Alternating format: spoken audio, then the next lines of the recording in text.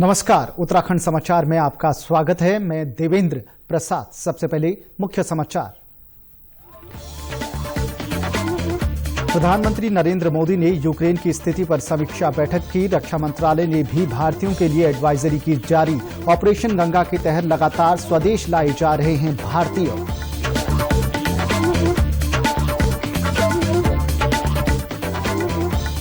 मुख्य सचिव doctor S Sandhu ने जिलाधिकारियों को जारी किए निर्देश। यूक्रेन में फंसे उत्तराखंड के छात्र और अन्य नागरिकों के परिजनों से लगातार संपर्क बनाए रखने को कहा।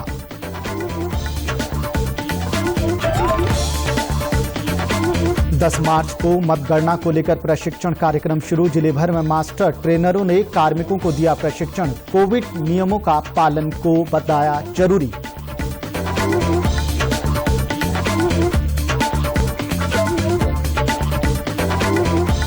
और चंपावत जिले में 19 मार्च से शुरू होगा पूर्णागिरि मंदिर धाम का मेला।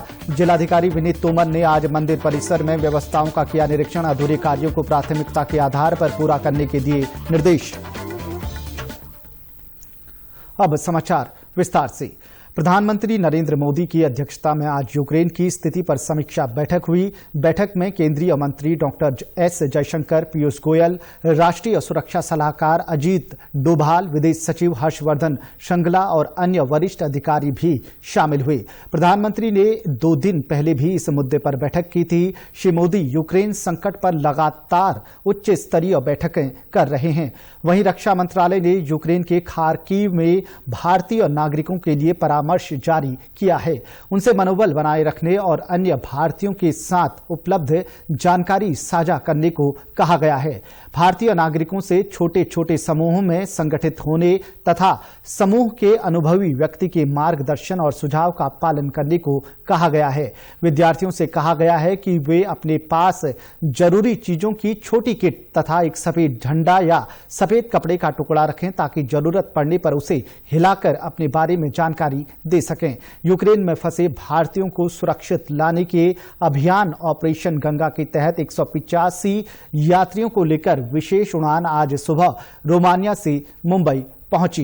एयर इंडिया एक्सप्रेस विमान से रोमानिया की राजधानी बुखारेस्ट से मुंबई आए इन लोगों में अधिकांश विद्यार्थी हैं। केंद्रीय मंत्री राव साहेब पाटिल दानवे ने हवाई अड्डे पर इनका स्वागत किया। उधर इंडिगो का एक विशेष यात्री विमान भी आज तड़के बुखारेस्ट से 219 भारतीयों को लेकर दिल्ली पहुंचा। कृषि राज्य मंत्री कैलाश चौधरी ने हवाई अड्डे पर उनकी अगवानी की। भारतीय वायुसेना के 2 C-17 ग्लोब मास्टर विमान बुखारेस्ट और बुडापेस्ट से 210 भारतीय नागरिकों को लेकर आज सुबह दिल्ली के नजदीक हिंडन हवाई अड्डे पर पहुंचे। रक्षा राज्य मंत्री अजय भट्ट ने स्वदेश लौटे भारतीयों की अगवानी की। मुख्य सचिव डॉक्टर एस संधू ने कल देर शाम सचिवालय में वीडियो कॉन्फ्रेंस के माध्यम से सभी जिलाधिकारियों को निर्देश दिए। उन्होंने कहा कि यूक्रेन में फंसे उत्तराखंड के छात्र और अन्य नागरिकों के परिजनों से लगातार संपर्क स्थापित किया जाए और इसकी जानकारी शासन व दिल्ली स्थित स्थानिक आयुक्त कार्यालयों को भी साझा की जाए।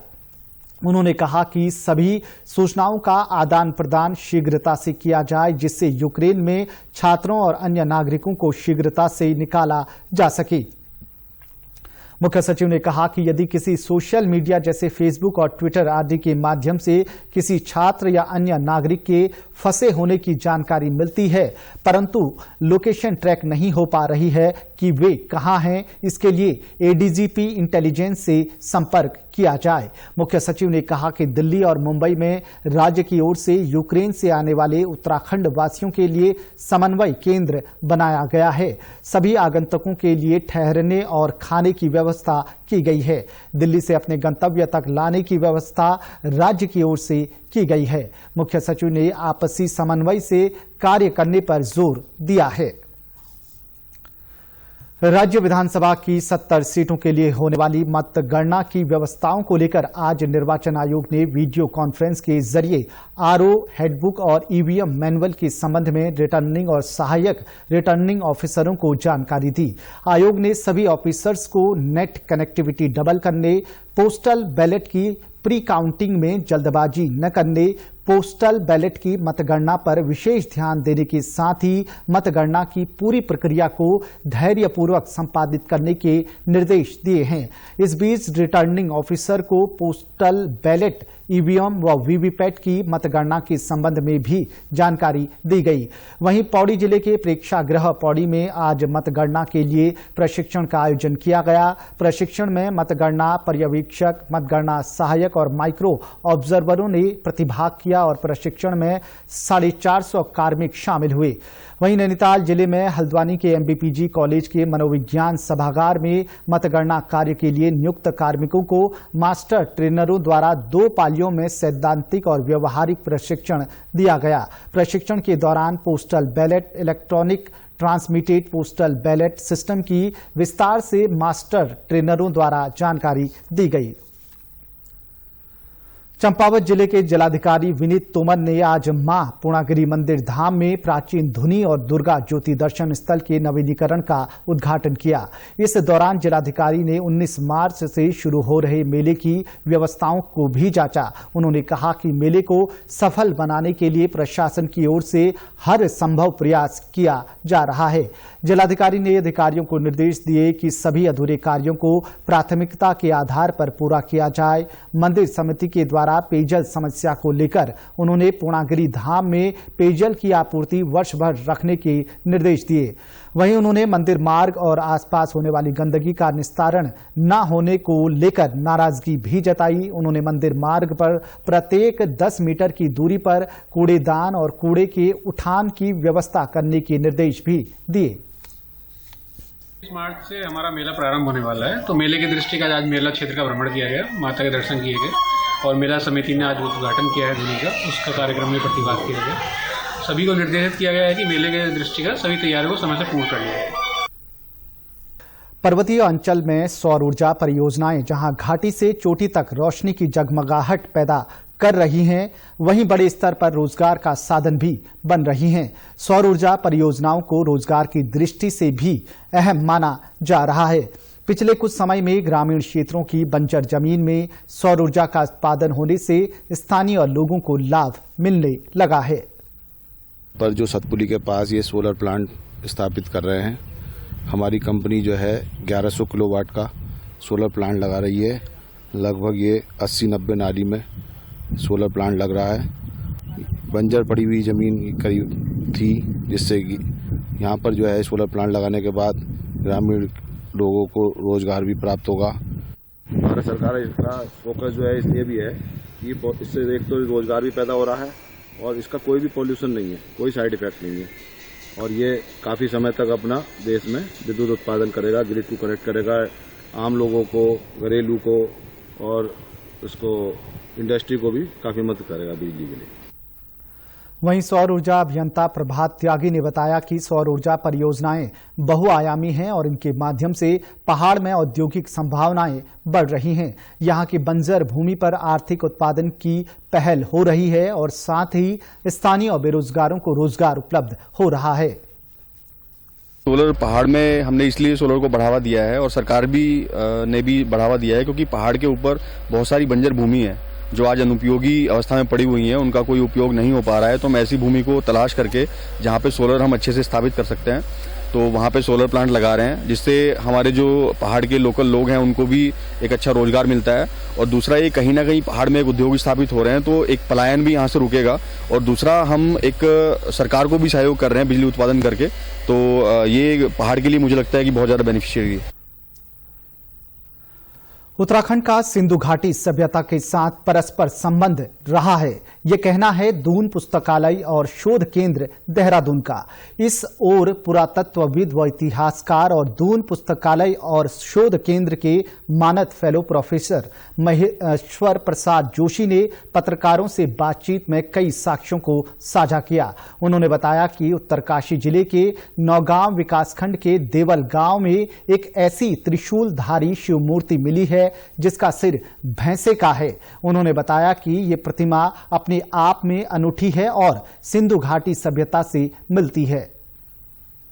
चिन्ह बतलाए गए हैं और ये प्रतिमा कम से कम 8वीं शताब्दी ईस्वी की है और अपने ढंग की अनूठी प्रतिमा है। इस प्रकार की प्रतिमा अन्यत्र कहीं नहीं मिली है और ये प्रतिमा निश्चित रूप से शिव पशुपति के रूप में हम इसको पहचानते हैं और इसका आद्य रूप जो है वो सिंध घाटी सभ्यता में प्राप्त होता है, जिसको कि शिव पशुपति के रूप में प्रोटोटाइप ऑफ शिव मार्शल ने आइडेंटिफाई किया और उसको बहुत सारे विद्वान उसका अनुकरण करते हैं। कुछ लोगों को उसके मन में शंका थी, लेकिन इस मूर्ति के प्राप्त होने से अब ये सिद्ध होता है कि वो शिव पशुपति का एक रूप था।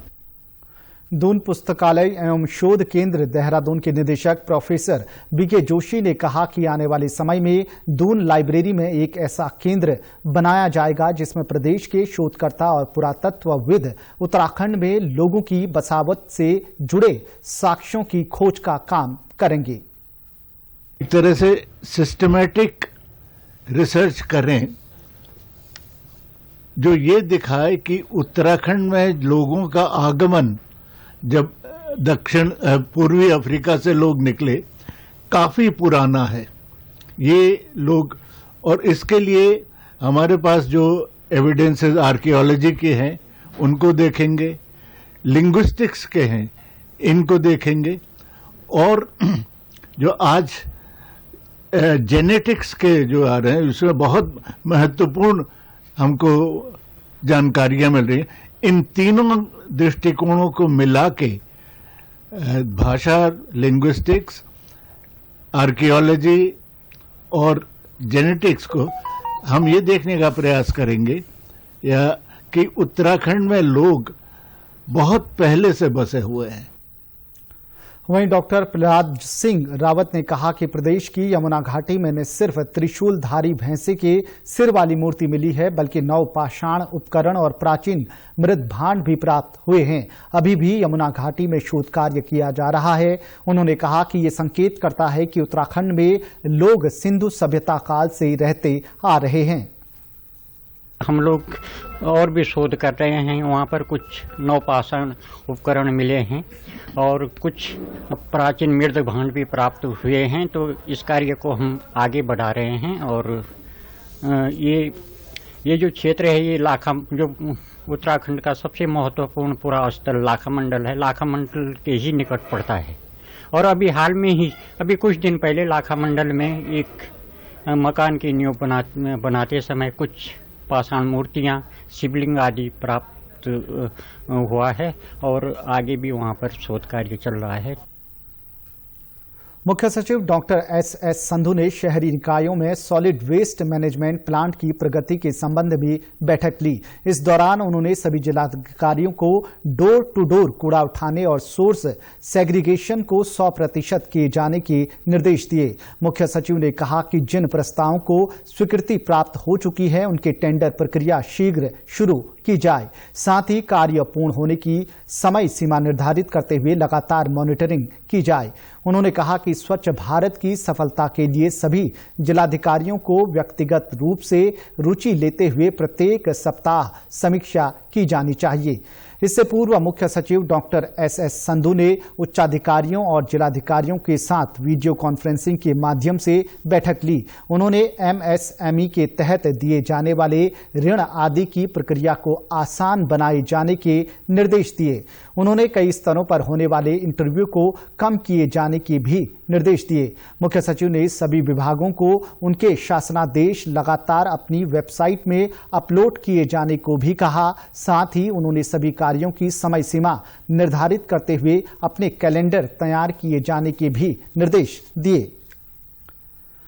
रुद्रप्रयाग जिले के अपर मुख्य अधिकारी जिला पंचायत राजेश कुमार ने बताया कि जिलाधिकारी के निर्देश पर श्री केदारनाथ धाम यात्रा प्रारंभ होने से पूर्व यात्रा मार्ग पर चलने वाले घोड़े खच्चरों के पंजीकरण प्रक्रिया को शुरू कर दिया गया है। उन्होंने बताया कि लाइसेंस निर्गत करने के लिए रोस्टरवार शिविरों का आयोजन करते हुए संबंधित निरीक्षकों को निर्देश दिए गए हैं कि वे घोड़े खच्चर मालिकों, हॉकरों, डंडी कंडी श्रमिकों के पंजीकरण और लाइसेंस निर्गत करने से पूर्व आवेदन के साथ आधार कार्ड, फोटो पहचान पत्र सहित आवश्यक आईडी भी प्राप्त कर ली जाए। राष्ट्रीय टीकाकरण अभियान के अंतर्गत अब तक 178 करोड़ 29 लाख से अधिक कोविड रोधी टीके लगाए जा चुके हैं। स्वास्थ्य मंत्रालय ने बताया कि कल 24,84,000 टीके लगाए गए। स्वस्थ होने की दर इस समय 98.64% है। कल 13,000 से अधिक लोग संक्रमण मुक्त हुए, जबकि लगभग 6,000 लोगों में संक्रमण की पुष्टि हुई। देश में अभी 69,897 संक्रमितों का उपचार चल रहा है। स्वास्थ्य मंत्री मनसुख मांडविया ने कहा है कि अब तक 97% वयस्क आबादी को कोविड वैक्सीन की पहली डोज दी जा चुकी है। एक ट्वीट में उन्होंने कहा कि राष्ट्र तेजी से 100% पहली डोज उपलब्ध कराने के लक्ष्य की ओर बढ़ रहा है। उन्होंने कहा कि विश्व का सबसे बड़ा टीकाकरण अभियान सबके प्रयास से आगे बढ़ रहा है। वहीं देश में 2 करोड़ से अधिक स्वास्थ्य और अग्रिम पंक्ति के कार्यकर्ताओं तथा 60 वर्ष और उससे अधिक आयु के लोगों को एहतियाती टीके लगाए जा चुके हैं। एक ट्वीट में केंद्रीय स्वास्थ्य मंत्री मनसुख मांडविया ने पात्र लोगों को जल्द से जल्द एहतियाती टीके लगवाने का अनुरोध किया है। प्रदेश के समाचारों में बस इतना ही। चलते चलते मुख्य समाचार एक बार फिर। प्रधानमंत्री नरेंद्र मोदी ने यूक्रेन की स्थिति पर समीक्षा बैठक की। रक्षा मंत्रालय ने भी भारतीयों के लिए एडवाइजरी की जारी। ऑपरेशन गंगा के तहत लगातार स्वदेश लाए जा रहे हैं भारतीय।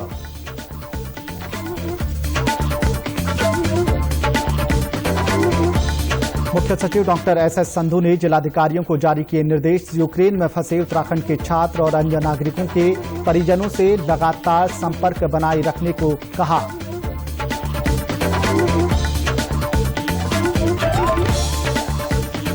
दस मार्च को मतगणना को लेकर प्रशिक्षण कार्यक्रम शुरू।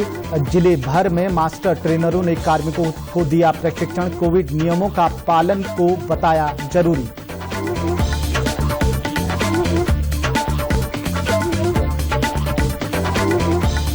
और चंपावत जिले में 19 मार्च से शुरू होगा पूर्णागिरि मंदिर धाम का मेला। जिलाधिकारी विनीत तोमर ने आज मंदिर परिसर में व्यवस्थाओं का किया निरीक्षण। अधूरे कार्यों को प्राथमिकता के आधार पर पूरा करने के दिए निर्देश। प्रदेश से जुड़ी अपडेट्स के लिए आप हमसे सोशल मीडिया के माध्यम से भी जुड़ सकते हैं। हमारा ट्विटर हैंडल है DDNews_देहरादून। हमारा फेसबुक पेज है DD News उत्तराखंड और हमारे YouTube channel DD News Uttarakhand को भी आप सब्सक्राइब कर सकते हैं।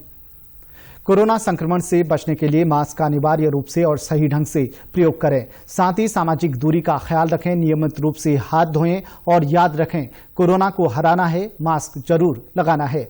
साथ ही यदि अभी तक आपने वैक्सीनेशन नहीं कराया है तो आप भी जल्द से जल्द वैक्सीनेशन करवाएं और खुद को और देश को सुरक्षित रखें। नमस्कार।